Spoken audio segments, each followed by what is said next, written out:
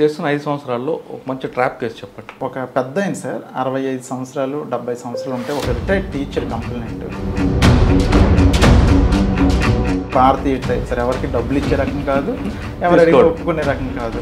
First ఏంటంటే వాళ్ళ అబ్బాయి కూడా పోలీస్ ఆఫీసరే. వాళ్ళ అబ్బాయి కూడా వద్దు వద్దు ఎందుకు మనకన్నా సరే లేదు డబ్బులే. 4వది బఫేలో. మీరన్న లాస్ట్ బఫేలో కరప్షన్ ఉంది కదా సార్, లోపలికి దూరి మొత్తం వ్యవస్థను మొత్తం నాశనం చేసే కరప్షన్ సార్. నర్సీపట్నంలో ఫస్ట్ ఏంటంటే సార్, నేను ఛార్జ్ తీసుకుని జనవరి 26th ఛార్జ్ తీసుకున్నాను సార్. జనవరి 26th ఛార్జ్ తీసుకున్నాక నేను వెళ్ళిన 4వ రోజుకి ఫిబ్రవరి 5వ రోజుకి సార్, ఫిబ్రవరి 1st నాకు రిపోర్ట్ వచ్చింది సార్. అంటే మాకవరపల్లి మెస్సి రామకృష్ణ అని ఎస్ఐ మంచిగా ఉంటాడు సార్. ఆ కుర్రాడు ఫోన్ చేసి, సార్ ఇక్కడ ఒక మర్డర్లా ఉంది, ఊరికి ఒక 500 మీటర్ల దూరంలో ఒక అతను చంపేసి ఉంది సార్, రండి సార్ అంటే నేను మా ఏఎస్పీ గారు, అప్పుడు అడిషనల్ ఎస్పీ గారు సార్, అడిషనల్ ఎస్పీ గారు మేము అక్కడికి వెళ్ళాం సార్. సీన్లోకి వెళ్ళి చూసాం సార్. చూస్తే అతను అనమాట మేల్ సార్, మేల్ సార్. అతను అదే గ్రామానికి చెందిన వాలంటీర్ నడింపల్లి హరినాథ్ అని చెప్పేసి వాళ్ళ అమ్మగారు పోల్చారు. అతని తల మీద ఏంటంటే సుమారు ఒక 4 దెబ్బలు చాలా గట్టిగా కొట్టున్నాయి, తల మీద మాత్రమే కొట్టున్నాయి. చూసాము తల మీదే కొట్టున్నాయి, అంటే ఏదో గ్రడ్జి మీద కొట్టాడేమో ఎవడో, అంటే అనుకోకుండా జరిగితే, అనుకోకుండా ఏదైనా రప్చర్ జరిగితే యాక్చువల్గా చెయ్యి మీద కాలు మీద ఎక్కడ పడితే అక్కడ కొడతారు, ఓన్లీ తల మీద కొట్టాడంటే ఏదో ప్లాన్గా కొట్టాడు అని అనుకున్నాను. అట్ ది సేమ్ టైం ఏంటంటే అదే సీన్లో అతని లోవర్ ఏదైతే ఉందో అది సగం తీసి, కొండం కూడా సగం తిప్పిన కొండము, సగం కాల్చిన చుట్ట, జట్టు, తర్వాత ఒక మాసిపోయిన ఒక జాకెట్, గాజులు ఇరిగిపోయిన ప్లాస్టిక్ గాజులు అన్నీ పడేసి ఉన్నాయి సార్. అయితే మేము ఏమనుకున్నామంటే జనరల్గా సీన్ చూసాక ఎవరికైనా ఏమనిపిస్తుంది అంటే ఇతను ఏదో ఎవరితోనో సెక్సువల్ కోర్స్కి వెళ్ళి ఉంటాడు, దానికి ఎవరో చూసి ఉంటారు, లేదా వాళ్ళు తాలూకు ఎవరో వచ్చి చంపేసి ఉంటారేమో అని చెప్పి మనం ఆ కోణంలో పూర్తిగా ఇన్వెస్టిగేషన్ వెళ్ళాం సార్. ఆ ఇన్వెస్టిగేషన్ వెళ్తూ లాస్ట్ కాలర్ని పిలిచి ఎగ్జామిన్ చేశాం సార్. లాస్ట్ కాలర్లో కూడా మాకు ఫ్రూట్ఫుల్ ఇన్ఫర్మేషన్ రాలేదు. తర్వాత అతని యొక్క CDRs అన్నీ మేము అన్నీ వెరిఫై చేసి సుమారు ఒక 4-5 మందిని, అంటే 4-5 పాయింట్ ఆఫ్ వ్యూలో అనమాట వెరిఫై చేసి సుమారు మా ఎస్పీ సార్ మురళీకృష్ణ సార్ అన్నట్టు ఒక 7 టీములను ఇచ్చారు సార్. ఒక్కొక్క టీం అన్నట్టు ఒక్కొక్క విషయాన్ని అనమాట వెరిఫై చేస్తే, అంటే ఒకరు అనమాట అతని యొక్క ఇల్లీగల్ కాంట్రాక్ట్స్ గురించి వెరిఫై చేస్తే, ఇంకొకరు అనమాట అతని యొక్క CDRs వెరిఫై చేస్తే, ఇంకొకరు అనమాట అతని IPDR అని వాట్సాప్ కాల్స్ ఉంటుంది అది వెరిఫై చేసేవాళ్ళు. ఇంకో టీం అనమాట ఇన్ఫర్మేషన్ కోసం మొత్తం తిరిగేవాళ్ళు, ఎక్కడ వచ్చిన ఇన్ఫర్మేషన్ కన్నట్టు వాళ్ళు ఎగ్జిక్యూట్ చేసేవారు సార్. అలాగే 7-8 టీంలు తిరిగి సుమారు ఒక 4 రోజుల వరకు మేము అదే పనిలో ఉన్నాం సార్. కాకపోతే ఆ ఊర్లో ఆల్మోస్ట్ అందరికి 100-150 మందికి ఎగ్జామిన్ చేస్తాం, కానీ ఎక్కడ మాకు ఎటువంటి క్లూ దొరకలేదు సార్. తర్వాత అది అట్ ది సేమ్ టైం ఏంటంటే మళ్ళీ మాకు అదే పోలీస్ స్టేషన్ లిమిట్స్లోనే జడ్గంగవరం విలేజ్ దగ్గర, జడ్గంగవరం విలేజ్ అవుట్స్కట్స్లో ఇంకో మర్డర్ జరిగింది సార్. అది May 1st జరిగింది. ఇది February 1st, అది May 1st జరిగింది సార్. మళ్ళీ వేసవికాలం తర్వాత అనమాట 3 months అయింది, అప్పటికి ఇంకో మర్డర్ జరిగింది. సేమ్, అంటే తల మీద కొట్టుంది, ఫుల్గా తల మీద కొట్టుంది, ప్యాంట్ కొంచెం ఇప్పుంది అంతే. అక్కడ మాసిపోయిన జాకెట్ కూడా ఒకటి దొరికింది. అయితే మేము అనుకున్నాం ఏంటంటే ఫస్ట్ ఆఫ్ ఆల్ ఆ మర్డర్ ఈ మర్డర్ ఒకటే చేశాడని అనుకుంటూ, కానీ ఎవరైనా సుపారీ గ్యాంగ్ ఎందుకో చేసి ఉంటారేమో, కానీ వీళ్ళకి చంపాల్సిన అవసరం ఏంటి అనే కోణంలో కూడా మేము ఇక్కడ డిసీజ్డ్ అన్నట్టు అదే గ్రామానికి చెందిన రుత్తల శివప్రసాద్ అని, అతను కూడా 23 years కుర్రోడు. ఆయన వాలంటీర్? అతను వాలంటీర్ కాదు సార్, అతను లారస్ కంపెనీలో పనిచేస్తుంటాడు. కుర్రాడు ఇతను వాలంటీర్ సార్, ఇతను కుర్రాడే. అయితే ఏం జరిగిందని మనం చూస్తే, యాక్చువల్గా ఈ కేసులో ఏ విధంగా అయితే వీళ్ళ ఫ్రెండ్స్ అందరినీ తీసుకొచ్చామో అది ఆ కేసులో కూడా ఫస్ట్ కేసులో చేసిన మిస్టేక్స్ ఈ కేసులో మేము కొన్ని చేసుకోలేదు సార్. అంటే అందరినీ పిలిచి అనమాట అందరినీ ఇంట్రగేషన్ చేయడం, ఇన్వెస్టిగేట్ చేయడం మొదలుపెట్టాం సార్. అయితే ఎంతసేపు మనకి ఏ క్లూ దొరకలేదు సార్. అంటే మాకు తెలియదు. పోనీ వాళ్ళ ఫ్రెండ్స్ అందరికి తీసుకొచ్చాం, వాళ్ళ కాల్ డేటా తెచ్చాం, ఈ డిసీజ్డ్ కాల్ డేటా తీసుకొచ్చాం, అన్నీ తీసుకొచ్చినా సార్ ఎక్కడ మాకు, అంటే ఎస్పీ సార్ అక్కడ నుంచి సపోర్ట్ ఇచ్చి మాకు IT కోర్ టీము ఒక ఎస్ఐని పంపించి మాకు అంత సపోర్ట్ ఇస్తున్నప్పటికీ మాకు ఎక్కడ క్లూ దొరకట్లేదు సార్. అయితే మా ఎస్ఐ గారు ఊర్లోకి వెళ్తే ఒక చిన్న ఇన్ఫర్మేషన్ వచ్చింది సార్. అది చిన్న ఇన్ఫర్మేషన్ ఏంటంటే, ఆ చనిపోయిన అతనికి ఊర్లో ఇంకో 2 అనమాట ముందు రోజు చనిపోయిన ముందు రోజు 1,50,000 ఒక అతను, 50,000 ఒక అతను అప్పు ఇచ్చారనే విషయం తెలిసింది సార్. వాళ్ళని కూడా తీసుకొచ్చాం. వాళ్ళు కూడా ఈ డిసీజ్ యొక్క ఫ్రెండ్సే సార్. వాళ్ళు ఏంటంటే ఎందుకు బాబు మీరు అప్పు ఇచ్చారంటే ఫస్ట్ ఆఫ్ ఆల్ వాళ్ళు ఏంటంటే సార్ అది అడిగాడు, మాకు 1-2 నెలల నుంచి అడుగుతున్నాడు, అడిగితే మేము ఇచ్చాం తప్ప మాకు ఇంకేం తెలియస్తారంటే మరి ఆ డబ్బులు ఏం చేస్తారంటే ఎందుకో తెలియస్తారంటే ఎందుకో తెలియకుండా మీరు ఎందుకు ఇస్తారా బాబు అని వాళ్ళు మనం త్వరగా ఇంటర్గేట్ చేస్తే వాళ్ళు ఏం చెప్పారంటే లాస్ట్లో ఒక చిన్న క్లూ ఏం చెప్పారంటే సార్ ఏదో వ్యాపారం చేస్తాడు సార్ వాడు, వ్యాపారానికని అడిగాడు సార్, నీకు 2 రోజులు ఇచ్చేస్తాను అన్నాడు సార్, ఆ వ్యాపారం ఏంటో తెలియదు, 2 రోజులు తిరిగి ఇచ్చే వ్యాపారం ఏంటో మాకు అస్సలు తెలియదు సార్ అని వాళ్ళు చెప్తే మరి వాడికి ఇంకా ఎవరెవరు ఫ్రెండ్స్ ఉన్నారని మనం పర్టికులర్గా వాళ్ళని అడిగాం సార్. ఆ 2 ఫ్రెండ్స్ని కూడా. ఆ 2 ఫ్రెండ్స్ కూడా ఏం చెప్పారంటే సార్ ఇది యాక్చువల్గా వాళ్ళ ఫ్రెండ్స్ ఎవరో తెలియదు కానీ వ్యాపారం మాత్రం ఇక్కడ కొత్తపాలెం అని ఒక విలేజ్ ఉంది సార్, ఆ విలేజ్లో ఒక కుర్రాడు ఉన్నాడు, వాడితో చేస్తున్నాడేమని నా అనుమానం సార్. ఎందుకంటే ఒకరోజు వాడితో మాట్లాడాలి, కొత్తపాలెంలో మాట్లాడాలి అన్నాడు, నా ఫోన్ ఇచ్చి మాట్లాడుకోరని ఆ డిసీజ్డ్కి చెప్పాను. చెప్తే ఆ డిసీజ్డ్ ఏమన్నాడంటే ఒరే ఫోన్లో మాట్లాడకూడదు, ఏదైనా వెళ్ళి అక్కడికి వెళ్ళి మాట్లాడాలి, నీ బండి మీద నాకు డ్రాప్ చేయి అన్నాడు. అదేంట్రా డ్రాప్ చేయడం, ఫోన్లో మాట్లాడితే సరిపోదు కదంటే ఫోన్లో మాట్లాడకూడదు, అది అంతే నీకు తెలీదు, నాకు డ్రాప్ చేయని చెప్పి దగ్గరుండి నాకు డ్రాప్ చేయమని నేను కొత్తపాలెం ఆ విలేజ్ వెళ్ళి నేనే ఆ ఇంటి వరకు డ్రాప్ చేసి వచ్చాను. నేను వస్తానంటే వద్దనేసాడు సార్. వెళ్ళిపోమంటే నేను రిటర్న్ అయిపోయాను సార్. బహుశా అతనితో చేసి ఉండొచ్చేమో సార్, ఇల్లీగల్ ఏదో బిజినెస్ అంటున్నారని మనవాడు చెప్పాడు సార్. చెప్తే ఎస్ఐ గారు నేను టీము ముందు ఆ కొత్తపాలెం విలేజ్ వెళ్ళాను సార్. మేము కాన్ఫిడెన్షియల్గా ఆ ఇల్లు ఎక్కడ ఉందో చూసుకున్నాం, ఆ ఇంట్లో ఎవరెవరు ఉంటున్నారు ఏంటి, దానికి అక్కడ ఉన్న వాళ్ళు ఏం చేస్తుంటారని మేము వెరిఫై చేసుకున్నాం సార్. అప్పుడు తెలిసింది ఏంటంటే ఆ ఇంట్లో పెచ్చేటి ఉపేంద్ర అని ఒక అతను కుర్రాడు ఉంటున్నాడు, బ్యాచులర్ ఉంటున్నాడు. అతను ఏంటంటే లారస్ కంపెనీలో అతను కూడా పనిచేస్తున్నాడు, అతను ఇప్పుడు ప్రస్తుతానికి డ్యూటీకి వెళ్ళాడని చెప్పారు సార్. అయితే మనం అతని ఫోన్ నెంబర్ కూడా తీసుకుని ఇమీడియట్గా అనమాట ఎస్పీ సార్కి చెప్పి సిడిఆర్ పెట్టాను సార్. సిడిఆర్ పెడితే అతను ఫోన్ అన్నట్టు ప్రస్తుతానికి స్విచ్ ఆఫ్ వచ్చింది, టవర్ లొకేషన్ కూడా స్విచ్ ఆఫ్ వచ్చింది. అయితే ఈలోపు ఏంటంటే లారస్ కంపెనీలో పనిచేస్తానని తెలిసి లారస్ కంపెనీలో మనం ఏంటంటే సూపర్వైజర్ ఒక అతను, మేము ఎవరైతే చనిపోయిన ఫ్రెండ్స్ని తెచ్చామో ఆ తెచ్చిన ఒక అతను లారస్ కంపెనీలో సూపర్వైజర్ కూడా ఉన్నాడు. అతను పోల్చాడు సార్.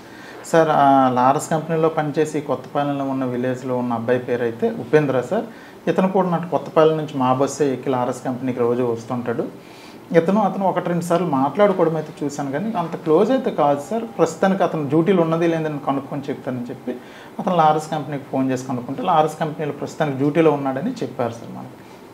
వెంటనే ఎస్ఐ గారు అని టీంని పంపిస్తే ఎస్ఐ గారి టీము అతను అనమాట డ్యూటీ మధ్యలోనే అక్కడ సెక్యూరిటీ గార్డ్స్ని అడిగి తీసుకొచ్చాం సార్. తీసుకొస్తూ మనం ఏంటంటే అతను మీద మనకు డౌట్ ఎక్కడ వచ్చిందంటే సార్ యాక్చువల్గా ఏదో ఇల్లీగల్ బిజినెస్, సీక్రెట్ బిజినెస్ చేస్తున్నాడు, దానికి ఈ డిసీజ్డ్కి లింక్ ఉంది. సో బహుశా ఈడైనా చంపి ఉండాలి, ఈడి తాలూకు ఇంకెవరితోనైనా చంపించి ఉండాలి ఆ 2 లక్షలు తీసుకోవడం కోసం అని మాకు అనిపించి అతను తీసుకొచ్చి రాగానే మా వెహికల్ ఎక్కించిన తర్వాత మాతో పాటు క్లూస్ టీము ఒక అబ్బాయిని కూడా భర్త అయిన అబ్బాయిని కూడా పెట్టుకున్నాం సార్. అతను ఏంటంటే ఆ క్లూస్ టీమ్ అబ్బాయి, నేను, మా ఎస్ఐ గారు, ఇంకో నర్సీపట్నం రూరల్ భీమరాజ్ ఎస్ఐ గారు అందరం కలిసి అతన్ని పట్టుకొని వాళ్ళ ఇంటికి బయలుదేరి దారిలో మాట్లాడుతుండగా నీకు అతనికి ఏంటి సంబంధం, నాకు ఆడ ఫ్రెండే కాదని చెప్పాడు sir. First of all friend కాకపోవడం ఏంటి, యాక్చువల్గా అయితే నీకు వాడికి నీకు సంబంధాలు ఉన్నాయి కదా, నువ్వు వాడి ఫ్రెండ్ అంట కదా, ఒకసారి నీకు అనమాట సో పర్సన్ని ఇంటి వరకు డ్రాప్ చేసేటట్టు కదా అని అంటే సార్ ఆడ నాకు తెలుసు కానీ పూర్తిగా తెలియదు సార్, అప్పుడప్పుడు నాకు రూమ్ అడుగుతాడు సార్, రూమ్ అడిగితే నేను ఇస్తాను సార్ అని అన్నాడు. పొంతన లేని సమాధానం. తర్వాత అలాగే మాట్లాడితే సార్ ఒకసారి నాకు డబ్బులు అడిగాడు సార్, నేను అప్పు ఇచ్చాను సార్ అంటే ఇంకా మళ్ళీ కంటిన్యూషన్ మాట్లాడితే అతను నాకు డబ్బులు ఇచ్చాడు సార్ అంటాడు. పొంతన లేని సమాధానం. లాస్ట్కి ఏంటంటే ఒక మాట అన్నాడు, కాకపోతే నా కాల్ డేటా చూసుకోండి సార్, నా కాల్ డేటాలో ఎక్కడ అతనితో మాట్లాడినట్టు ఉండదు కదా సార్, మీరు నన్ను ఎందుకు సార్ తీసుకొస్తున్నారని చెప్పేసి వాడు తిరిగి మన మీద ఫైర్ అవ్వడం కూడా మొదలైంది సార్. అయితే యాక్చువల్గా మనం వాడిని తీసుకొచ్చిన తర్వాత వాడి ఇంట్లో ఎందుకైనా మంచిదని సెర్చింగ్కి వెళ్ళాం. ఈలోపు ఆ క్లూస్ టీమ్ అబ్బాయి అతను యూవీ లైట్ పెట్టుకుని అనమాట అన్ని బట్టలు వెతుకుతున్నాడు. అంటే బ్లడ్ మార్కులు ఏమైనా పడినట్లయితే ఉతికేసిన తర్వాత కూడా అవి మనకు కనిపిస్తాయని అతను చూస్తున్నాడు night. At the same time మేము కూడా ఏంటంటే ఇల్లంతా సెర్చ్ చేస్తున్నాం సార్. ఒక్కొక్కలం సెర్చ్ చేస్తుంటే ఒక తలగడలో 1,50,000 దొరికింది సార్. ఇది ఎక్కడదిరా అంటే ఇది నాదే సార్, వాడిచ్చాడు సార్, వీడిచ్చాడు సార్, పొంతలేని సమాధానం. మళ్ళీ అలమారాలో ఒక 50,000 దొరికింది. ఒరే 2 lakhs దొరికింది ఎక్కడదిరా అని అంటే వాడి జీతం 15,000, వాడు ఉంటున్న ఇంటి అది 4,000, అసలు 1,50,000 2 లక్షలు ఉండే అవకాశమే లేదు. తర్వాత ఆడి రూమ్ మొత్తంలో ఒక 4 జతల బట్టలు ఒక మంచమే ఉంది. అలాంటి దగ్గర ఇంత డబ్బు ఎందుకు పెట్టుకున్నాడంటే, సార్ నాకు మా ఫ్రెండ్ ఇచ్చాడు సార్, వాడు ఇచ్చాడు సార్, చచ్చిపోయినాడు ఇచ్చాడు సార్, ఏవో చెప్తున్నాడు. ఇప్పుడు చచ్చిపోయినాడు ఇచ్చాడు 2 lakhs పర్లేదు, ఇంకో 75,000 కూడా అక్కడే దొరికాము. ఎవరెవరా ఈ డబ్బు అంటే, సార్ అది కాదు సార్, ఇది కాదు, ఏవో పొంతలేని సమాధానం వేశారా? అలా మనం ఇంటర్గేట్ చేసాము అది మేము. సో అప్పుడు చెప్తే అప్పుడు ఏంటంటే, ఫస్ట్ ఆఫ్ ఆల్ వాడికి అర్థమైపోయింది ఏంటంటే, వీళ్ళు నన్ను కనిపెట్టేశారు, అందుకే ఇంటికి తీసుకొని సెట్ చేశారు, డబ్బులు కూడా దొరికేసాయి. అట్ ది సేమ్ టైం ఏంటంటే నా బట్టలు కూడా వెతుకుతున్నారంటే బ్లడ్ స్టెయిన్స్ ఏమైనా దొరికితే దొరికేస్తాను నేనని వాడికి అర్థమైపోయింది సార్. అర్థమైపోయిన తర్వాత వాడు ఏం చేశాడంటే నెక్స్ట్, సార్ అంటే ఇవన్నీ కూడా ఉన్నట్టు అప్పు అడిగాను తప్ప నాకు ఆయనకి ఎటువంటి సంబంధం లేదు, అది నాకు అప్పు ఇచ్చాడని చెప్పాడు. అప్పు ఇస్తే మిగతా 75,000 అంటే, సార్ ఇంకో ఫ్రెండ్ అప్పు అడిగాను కొంత లేని సమాధానాలు. మనం ఏం చేసామంటే సార్ లాస్ట్కి మేల్ సార్, అతను అదే గ్రామానికి చెందిన వాలంటీర్ నడింపల్లి హరినాథ్ అని చెప్పేసి వాళ్ళ అమ్మగారు పోల్చారు. అతని తల మీద ఏంటంటే సుమారు ఒక 4 దెబ్బలు చాలా గట్టిగా కొట్టున్నాయి. లోవర్ ఏదైతే ఉందో అది సగం తీసి, కొండం కూడా సగం తిప్పిన కొండంని సగం కాల్చిన చుట్ట జట్టు.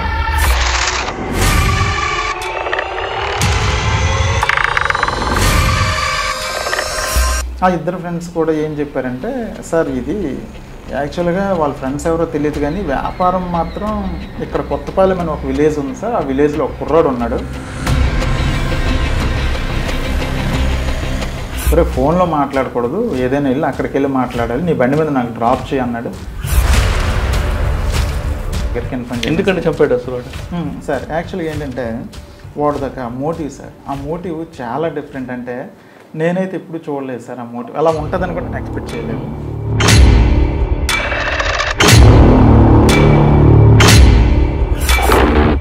ఏ ఊరైతే వాడిది ఉంటుందో ఆ ఊర్లోనే ఎక్కడైతే లోన్లీ ప్లేస్ ఉంటుందో ఆ లోన్లీ ప్లేస్కి డిసిజన్నే తీసుకెళ్ళమని చెప్తారు సార్. ఎందుకు,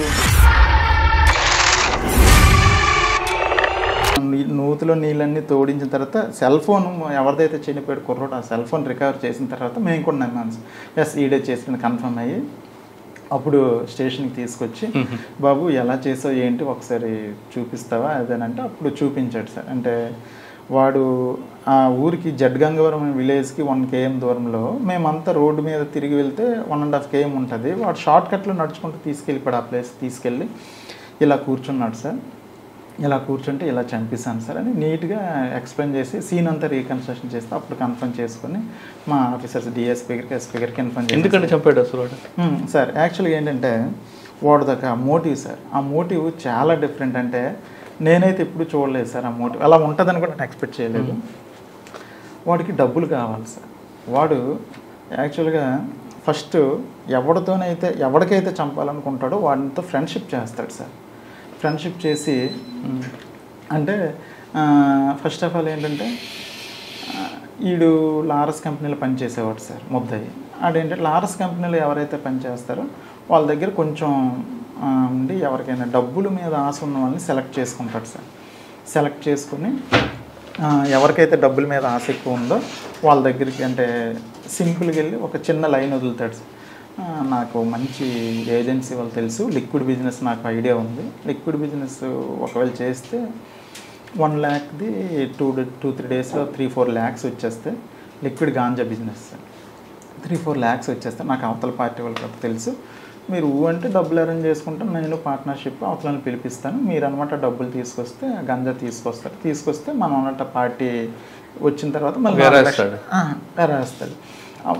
అవతల ఎవరైతే ఇంట్రెస్ట్గా ఉన్నారో వాళ్ళు వచ్చి ఇన్ని అప్రోచ్ అవ్వడమో లేకపోతే ఏదో అయితే ఫ్రెండ్షిప్ చేస్తూ ఇంకేంటంటే సార్ మళ్ళీ ఏం చేస్తాడంటే వాడు, నేను ఫ్రెండ్షిప్ చేస్తున్నంతసేపు మీ పేరెంట్స్కి ఎవరికి చెప్పుకో, ఎందుకంటే నేను దొరికిపోతే నువ్వు దొరికిపోతావు, సో నాకు ఫోను చేయకు, మీ పేరెంట్స్కి ఎవరికైనా చెప్పావు అనుకో నువ్వు దొరికిపోతే నేను దొరికిపోతాను, మీ పేరెంట్స్కి మీ ఫ్రెండ్స్కి ఎవరికి చెప్పకూడదు, చెప్తే నేను అనమాట నేను దొరికిపోతానని చెప్పి. అంటే ఎవడైతే చచ్చిపోతాడు డిసీజ్డ్కి అనమాట ఈడొకడు ఫ్రెండ్ ఉన్నాడని చెప్పి వాళ్ళ పేరెంట్స్కి కానీ ఫ్రెండ్స్కి కానీ ఎవరికీ తెలియదు. అట్ ది సేమ్ టైం ఏంటంటే ఫోన్ కాల్ డేటాలో కూడా ఎక్కడ వీడికి వాడికి ఫోన్ కూడా మనకి ఎక్కడ కనెక్ట్ అవుతుంది. చాలా తెలివిగా ప్లాన్గా వాడితో చాలా అద్భుతమైన ఫ్రెండ్షిప్ చేస్తాడు సార్. ఫ్రెండ్షిప్ చేసి ఒక ఫైన్ డే ఏంటంటే డబ్బులు అరేంజ్ చేసుకోమంటాడు. డబ్బులు అరేంజ్ చేసుకున్న రోజు డబ్బులు అరేంజ్ చేసుకున్న ఒక 4 రోజుల ముందే ఏ ఊరైతే వాడిది ఉంటుందో ఆ ఊర్లోనే ఎక్కడైతే లోన్లీ ప్లేస్ ఉంటుందో ఆ లోన్లీ ప్లేస్కి డిసీజన్ని తీసుకెళ్ళమని చెప్తాడు సార్. ఎందుకు, ఇక్కడైతే గాంజా వాళ్ళు వస్తారు, సీక్రెట్గా ఉండాలి, 3వ కంటికి తెలియకూడదు, అది మీ ఊరు దగ్గరలో పెట్టుకుంటేనే బెటర్ అని అంటాడు సార్. ఆలూరు దగ్గరలోనే పెట్టుకుంటారు. ఆలూరు దగ్గరలోనే డిసీజ్డే అమాయకంగా చూపిస్తాడు, ఈ ప్లేస్ అయితే గాంజా బిజినెస్ అయితే ఎవరు రారు అని. ఆ ప్లేస్ చూపించిన తర్వాత ఒక కర్ర కూడా తీసుకొని రమ్మంటాడు సార్. ఎందుకంటే ఆ లిక్విడ్ గాంజా తెచ్చిన వెంటనే అది భూమిలో పాతి పెట్టాలి. పాతి పెట్టాక 2వ రోజుకి అందులో గ్యాస్ ప్రొడ్యూస్ అవుద్ది. ప్రొడ్యూస్ అయిన తర్వాత దాన్ని మనం అమ్మితే 2 3 రేటుకి వెళ్తుంది. రేపే వచ్చేస్తారు పార్టీ అని చెప్తారు. ఆ డిసీజ్లు ఏంటంటే వీడు చెప్పే మాటలు ఎక్కువ నమ్ముతారు సార్. అంత బాగా నమ్మిస్తాడు. ఫ్రెండ్షిప్ కూడా చాలా బాగా చేస్తాడు. చేశాక అంటే చంపేసిన ఒక 3-4 రోజుల ముందు ప్లేస్ చూసుకుంటారు, కర్ర ఏర్పాటు డిసీజ్డే చేసుకుంటాడు ఒక విధంగా. ఆడే కర్ర తెచ్చుకుంటారు సార్ ఒక విధంగా. అవన్నీ తెచ్చుకున్న తర్వాత సార్ ఒక రోజు అనమాట డబ్బులు వచ్చిన రోజు అనమాట, డబ్బులు రేపు వచ్చేస్తానంటే వాడు ఇద్దరు కలిసి సీన్లోకి వెళ్తారు. వెళ్ళిన తర్వాత ఒక లోన్లీ ప్లేస్లో ఆ ఊరు దగ్గరలోనే ఎందుకు సెలెక్ట్ చేసుకుంటుంటే అక్కడ ఊర్లో చచ్చిపోతే ఊరోళ్ళ మీదకి వెళ్ళిపోతే తప్ప బయట మీద ఎవరికి దృష్టి రాదని. అంత దారుణమైన ఆలోచన సార్ ముద్దాయిది. అయితే ఏంటంటే అక్కడికి వెళ్ళి అక్కడ అనమాట ముద్దాయి అనమాట కర్ర తీసుకొని ఇక్కడ ఈ ప్లేస్లో దావాలని ప్లేస్ సెలెక్ట్ చేసి ఎవరు ర్యాంట్ అయ్యి చూసి వాడు అలా కూర్చొని ఏదో ఫోను ఏదో మాట్లాడుతుంటే వెనక నుంచి గట్టి కొట్టేస్తాడు. కంటిన్యూషన్గా చంచిపోయినంత వరకు తల మీద కొట్టేస్తాడు సార్. అదే కర్రతో తల మీద కొట్టేసి చంపేస్తాడు సార్. చంపేసిన తర్వాత ఆ జేబులో ఉన్న డబ్బులు పట్టుకొని వెళ్ళిపోతాడు సార్. ఆ విధంగా చేస్తాడు.